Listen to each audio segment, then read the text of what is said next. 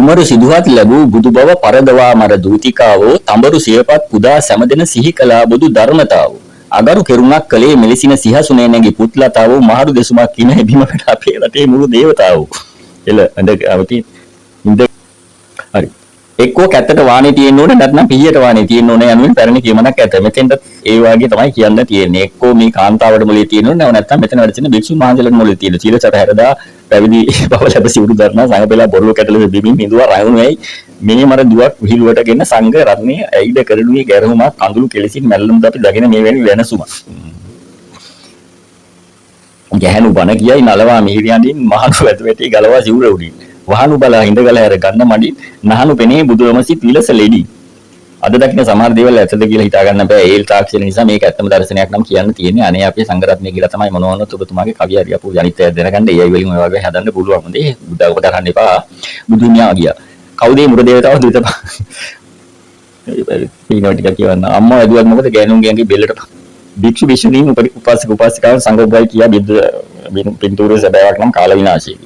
හරිම අර්ථවත් වර්තමාන සිදුවීම් වලට මනාව ගැලපෙන වැඩි පෙළක් සිදුවන මේ දිල සංසරණය වෙනසේ වෙන සේයාදුවක් වෙනුවෙන් මේව පදපැත්තම හරිම අපූර්වයි. මට බෑනේ කියන්න ගාලා. කවිය අපූර්වයි මොනතරම් දැනුගත් කෙනෙක්වත් ජීවිතයට ගත කළ යුතුයි නේද? මොකද්ද මම මේ දකින්න සීනේ හරිම ලස්සන පද ගැලපුමක්. ඇත්තට මොකද්ද මේ? රයිට් බෑ.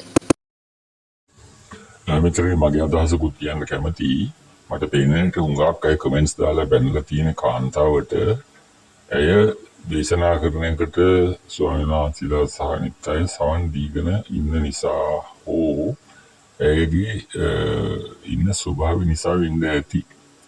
නමුත් බුදු ධර්මය අනුව කෙනෙකුගේ දේශනයක් අහනවා නම් එකට අපි ගලු කළ යුත්තේ කියන්නේ කවුද කියන එකට නෙමෙයි අදහසට. අසිවනාච බාලානම් පණ්ඩිතානංච සේවන.